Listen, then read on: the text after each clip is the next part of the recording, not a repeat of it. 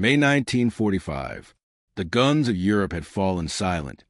But for millions of German soldiers, the war did not end with surrender. It ended behind barbed wire. On a damp morning in northern Germany, convoys of weary men trudged toward British lines, their uniforms stained with mud and smoke, rifles slung loosely over their shoulders. The Luftwaffe was gone. The panzer divisions had crumbled. All that remained was hunger and disbelief. They expected punishment, perhaps starvation, perhaps execution. Instead, they were greeted by something they did not expect: restraint. The British officers who received them were exhausted too. For 6 years they had fought across deserts and cities, through the skies and the sea, against an enemy that had bombed their homes and killed their families. Yet the order from London was clear: treat prisoners in accordance with the Geneva Convention. It was not just a legal mandate. It was moral. Britain's victory, Churchill had said, would mean nothing if it mirrored the brutality it had fought to destroy. As the first German prisoners marched through makeshift gates into the holding areas near Lübeck and Hamburg, drizzle streaked down their faces. They looked around in disbelief. The camps were simple but organized: rows of tents, wooden huts, supply trucks, and medical stations staffed by British and Canadian doctors. No one shouted. No one struck them. Guards handed out tins of biscuits and lukewarm tea. The men, too stunned to speak, stared at the steaming cups as if they were hallucinations. For years, Nazi propaganda had warned them of what awaited surrender: starvation, humiliation, annihilation. But here, a British sergeant offered cigarettes. The enemy was polite. Across Europe, the British Army found itself responsible for more than 3 million German prisoners. Entire divisions surrendered en masse: infantry, tank crews, sailors, even U-boat men crawling out from bunkers along the coast. The logistical challenge was staggering. Yet what astonished many prisoners most was not cruelty, but competence. Within weeks, the British organized hundreds of temporary enclosures, each managed like a small city. They set up field kitchens, latrines, medical tents, and record offices where clerks documented every name and rank. Prisoners who expected vengeance found paperwork instead. In one camp outside Munster, an RAF pilot-turned-guard recorded in his diary that the Germans looked ready to die, but thanked us for the bread. The rations were modest: black bread, potatoes, tea, canned stew. But compared to what awaited civilians in the ruins of Berlin, it was abundance. The British, despite shortages at home, prioritized feeding their captives to maintain order. For men who had lived on the edge of famine to the last winter of the war, the taste of bread given by the enemy was almost unbearable. The first weeks were surreal. Some prisoners refused to eat, convinced the food was poisoned. Others broke down crying after the first meal. One British cook recalled a captured Panzer lieutenant who bowed before the kitchen staff, repeating in broken English, "You feed us like men." The guards didn't know how to respond. They had been taught to fight Nazis, not console them. Everywhere, small scenes unfolded that contradicted every expectation of revenge. In Scotland, captured U-boat crews were issued with uniforms and sent to clean harbors alongside British sailors. In Wales, Luftwaffe mechanics helped repair farm equipment. In Norfolk, an entire regiment of POWs built greenhouses and sang while they worked. The British saw them not as monsters, but as labor. The men, stripped of ideology, began to rediscover humanity in routine. The contrast with their fears was stark. Many prisoners had heard rumors of what happened to Germans in Soviet hands: endless marches, hunger, and death. Some had watched comrades vanish eastward, never to return. They expected the same fate under British rule. Instead, they found order, restraint, and a strange fairness. When a group of captured, officers requested time to bury their dead according to military rites. Permission was granted. Chaplains were allowed. Crosses were built. Even the enemy's dead were given dignity. Still, it was not luxury. The camps were overcrowded, supplies scarce, disease common. Yet the difference lay in intent. British command viewed discipline not as cruelty, but as civilization. They saw the camps as a reflection of national character, a test of moral endurance after years of horror. Every guard, from the Home Guard reservist in Yorkshire to the lieutenant in Belgium, had been briefed. The war's over. Our behavior now defines the peace. And so, paradoxically, mercy became a weapon of victory. The British approach disarmed not only the German soldiers, but also their myths. Propaganda had promised that the Allies were beasts. Instead, they acted like men. This realization broke something inside the captives. For years, they had been told they were the chosen race, destined to rule by strength. Now they were fed by those they had sought to destroy, and the food itself carried a moral weight. Each meal was a silent rebuke to everything they had believed. In one camp in Yorkshire, a captured SS sergeant confessed to his guard, "We thought you would treat us as we treated others." The guard, polishing his rifle, replied quietly, "That's the difference." The story spread among prisoners like legend. In time, respect replaced fear. The guards and prisoners spoke cautiously at first, then openly about music, football, even family. By the autumn of 1945, many POWs admitted privately that they were safer in British hands than they would have been in their own collapsing homeland. But kindness carried consequences. The British public, enduring rationing and loss, sometimes resented the good treatment of their former enemies. Newspapers published letters asking why German prisoners dine while British children starve. The government's reply was simple. Morality could not be rationed. Feeding the defeated, they argued, was not charity, it was duty. For the prisoners, that duty became revelation. Hunger, they realized, was not inevitable. Cruelty was not destiny. They began to rebuild their sense of worth through work details, repairing roads, clearing rubble, harvesting crops. British engineers, faced with labor shortages, quickly recognized their skill. Former Panzer mechanics rebuilt engines for Allied vehicles. Architects who once designed bunkers drew plans for housing reconstruction. The irony was staggering. The destroyers now rebuilt what they had broken. Through it all, food remained a quiet symbol of transformation. The same men who once fought under slogans of conquest now queued patiently for stew, served by those they once called enemies. The act of eating together became a ritual of unspoken reconciliation. It was not friendship, not yet, but it was peace in practice. Each night, under the low British sky, the prisoners heard the sound of church bells in the distance. For years those bells had been silent during air raids. Now they rang again, not for victory parades, but for mourning and renewal. And as the prisoners lay on straw mattresses, full for the first time in months, a strange realization settled in. Mercy had defeated them more completely than any weapon could. What followed in the months ahead, how British discipline, engineering, and more resolve turned captivity into rehabilitation, would redefine what it meant to conquer an enemy. Because in those quiet camps, fed by the hands of their former foes, thousands of Germans began to unlearn the creed of domination that had once consumed their world. And when they finally returned home, they carried with them not humiliation, but a different kind of memory. The shock of kindness, the taste of fairness, and the beginning of a lesson that will rebuild a nation. That strength measured by compassion endures longer than strength born of fear. But behind that moral triumph lay another truth, the hidden machinery of how Britain managed to feed and house millions of enemies amid its own shortages, and how its engineers, farmers, and soldiers sustained mercy on an industrial scale. Behind the scenes of those calm and orderly camps lay a logistical miracle few understood. Britain in 1945 was on its knees, its cities bombed, its population weary, its fields drained of men.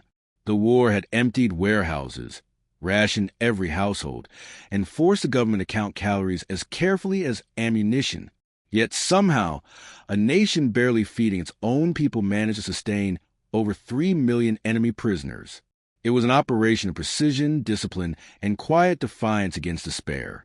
The effort began in Whitehall, where Ministry of War Transport and the War Office coordinated what they called Operation Legacy. Every truck, every rail car, every sack of flour that could be spared was calculated.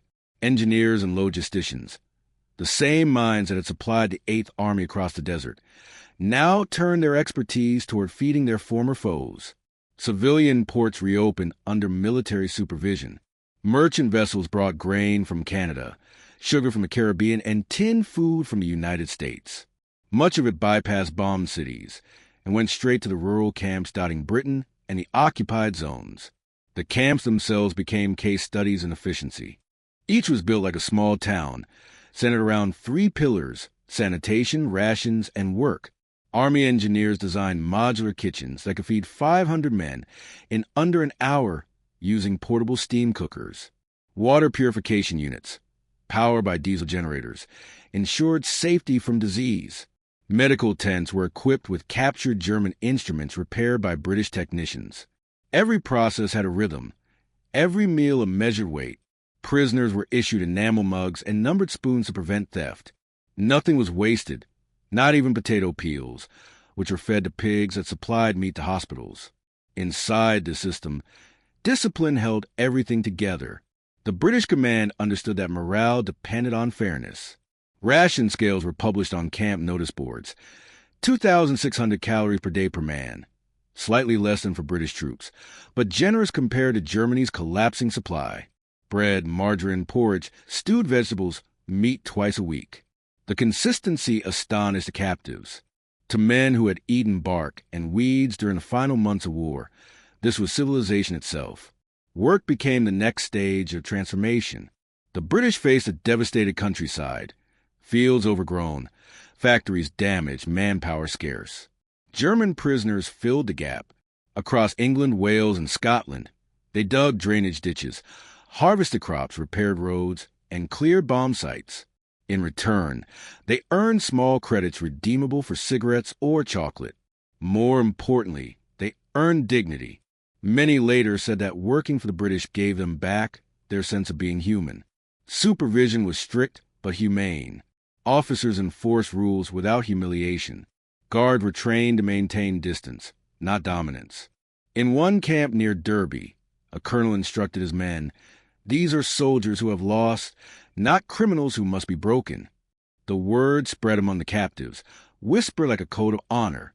They began calling themselves the disciplined defeated. Technology played its role as well. The Royal Engineers, working with civilian contractors, developed prefabricated barracks that could be assembled in 2 days. Electric lighting came from portable field generators. Communication lines linked every camp to regional command centers using surplus RAF radio equipment. Even entertainment was systematized. Film projectors showing British newsreels, choirs organized by chaplains, libraries stocked with translated novels. It was controlled through normalcy, and it worked. At night, the guards often heard singing from the barracks. German folk songs mixed with fragments of hymns and even British tunes. One corporal wrote in his journal, "They sing themselves to sleep, not as soldiers, but as men." The sound carried across the wire, a strange harmony of conqueror and conquered sharing the same sky. But the success of Britain's humane approach did not come without strain. By winter 1945, the food crisis worsened. Britain's population remained under strict rationing. Meat once a week, butter almost non-existent. Public resentment grew. Editorials demanded to know why prisoners dined better than citizens. The government faced a moral dilemma: starve the defeated or risk losing the peace it was trying to build. It chose principle. Civil servants argued that cruelty would poison the future and undermine Britain's moral standing in the coming reconstruction of Europe. The decision held. Despite shortages, the prisoners continued to receive steady rations. The gesture carried weight far beyond calories. German prisoners began writing letters home, describing the fairness of their treatment.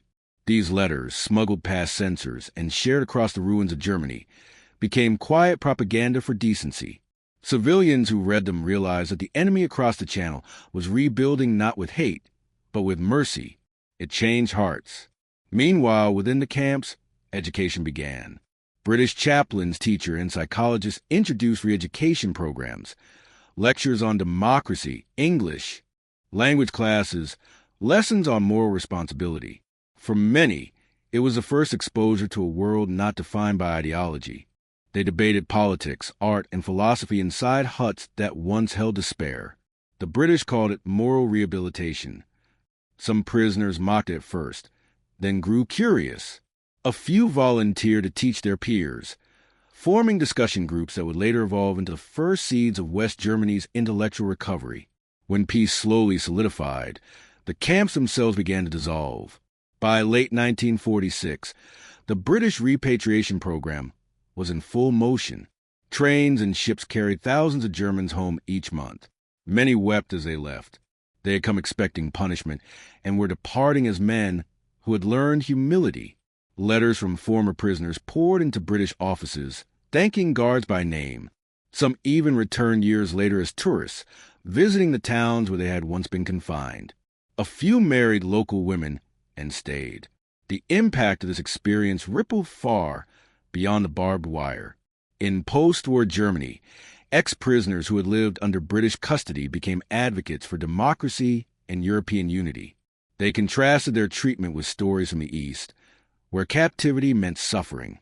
Their memories of fairness became moral foundations for reconciliation. Former British officers, invited decades later to reunions, found themselves embraced by men they had once guarded. Technically and morally, Britain had achieved something remarkable. It had turned imprisonment into instruction, defeat into education, and compassion into quiet conquest. The British engineers and farmers who sustained those camps never saw themselves as heroes, yet their precision and decency built the scaffolding of peace. By the early 1950s, most of the camps were gone, replaced by new housing, schools, and factories. But their legacy remained in the letters of thanks, in the friendships that endured, and in the idea that civilization is measured not by victory, but by how the victor treats the vanquished. And when the last British guard locked the final gate and turned away, he knew the truth that would echo long after the war's ruins were cleared. Power wins battles. Principle wins history. Yet beyond a moral victory lay its profound human echo, the prisoners who carried those lessons home, reshaping a defeated nation into one that would rise again not through conquest, but through conscience. When the trains rolled eastward, carrying thousands of returning German prisoners across the Channel, they left behind more than barbed wire and empty huts. They left behind a quiet revolution in how nations heal.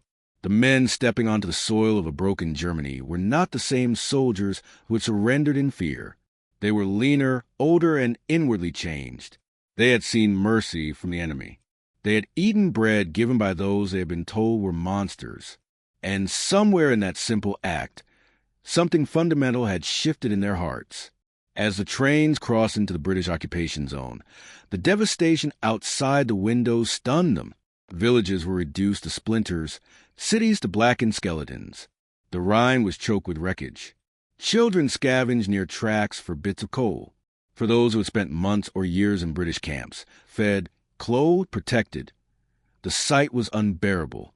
They understood, perhaps for the first time, what their war had truly done. And they understood something else, that the enemy who had treated them as men might now help rebuild what they had destroyed. The British authorities who received the returnees in Germany handled them with the same methodical restraint that had defined the camps. Processing stations offered food, blankets, and identification papers.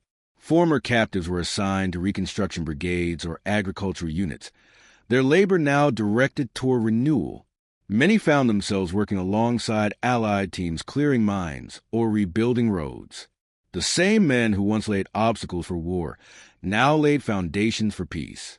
Some of these returning POWs became early symbols of reconciliation. In Hanover, a former Wehrmacht engineer who had repaired engines in a British camp founded a small workshop using tools donated by his former guards. He hired displaced youths, teaching the mechanics the way he had learned from British sergeants. In Schleswig-Holstein, a group of ex-prisoners built a community farm based on British cooperative models. Their efficiency caught the attention of Allied administrators, who saw in them the seeds of a new, disciplined but democratic Germany. Others struggled. Freedom was not simple. The guilt of survival weighed heavily. Many returned to families lost or homes gone. Yet even in despair, they carried with them a code of conduct learned from their captors, order without cruelty, pride without hatred. For a generation raised on absolute obedience, this was a revelation. The war had taught them how to fight. Captivity had taught them how to live. The British, too, carried lessons. The experiment in humane captivity had tested a starving nation's conscience. Administrators, engineers, and guards had witnessed firsthand that moral strength could function like logistics: planned, sustained, measurable. The very same organizational genius that had built the British war machine now became an engine for decency. When historians later studied the archives, they found ledgers as meticulous as battle reports: daily rations, educational schedules, dental repairs, literacy rates. It was bureaucracy as morality. In London, debates flared about the cost. Critics argued that compassion had been expensive, that Britain's weary citizens had sacrificed too much. But as the 1950s dawned, the dividends became clear. The German prisoners who had returned from British hands became quiet ambassadors for stability. They spoke of fairness, discipline, and respect. In a continent still haunted by vengeance, their testimony mattered. Allied intelligence reports from 1948 noted that former British-held POWs were disproportionately represented in local leadership and reconstruction efforts. Kindness, it turned out, had strategic value. That influence grew into something larger. When West Germany rejoined the international community, many of its new administrators had been shaped by their years in British custody. They brought with them a mindset of procedure and cooperation rather than conquest. The efficiency of British camp life had imprinted itself on their approach to rebuilding: order, fairness, accountability. The same men who once marched under a dictator now helped build a democracy rooted in rules rather than rage. Some of them never forgot their guards. Decades later, in the 1970s and 80s, reunions began quietly between British veterans and their former prisoners. Men who had once stood on opposite sides of wire now sat together in village halls drinking tea, trading memories instead of fire. Photographs from those gatherings show weather hands clasped, uniforms replaced by sweaters, smiles where suspicion had once lived. For many, it was closure. For others, it was redemption. But beyond these personal stories lay the deeper psychological echo. The British model of humane captivity had demonstrated that mercy could reshape identity faster than propaganda could. The transformation of those prisoners became a living argument against the cycle of hatred that had consumed Europe for centuries. War had broken nations. Compassion rebuilt them. In universities and military academies, scholars studied the British POW system as a case study in post-conflict ethics. They noted how a nation crippled by rationing managed to uphold international law not as a burden, but as a badge of civilization. That choice, born of principle amid scarcity, became a cornerstone of Britain's moral authority in the early Cold War. The lesson was simple but profound. The moment of victory is the moment character is tested most. For the prisoners, that lesson lived in small, enduring gestures. Many continued to send Christmas cards to their former guards. Some named their children after British officers who had treated them kindly. One former Panzer commander, interviewed late in life, said, "They defeated us with bread." It was not metaphor. It was memory, the taste of decency when everything else had turned to ash. By the time the last POWs were repatriated in 1948, a quiet bridge had already formed between two nations once locked in mortal hatred. Trade agreements followed. Cultural exchanges blossomed. The groundwork of European cooperation, the very idea that enemies could become partners, owed as much to moral behavior in those camps as to treaties signed in conference halls. Looking back, the contrast between expectation and reality remained staggering. The German soldiers who had surrendered expecting chains and starvation instead encountered a system that fed their bodies and slowly re-educated their souls. The British, starving but principled, had chosen to win peace the same way they had won war, with discipline, planning, and unflinching resolve. By the close of the decade, the barbed wire was gone, replaced by fences of friendship and trade. Where once guards stood watch, now farmers plowed. Where prisoners once labored, now communities thrived.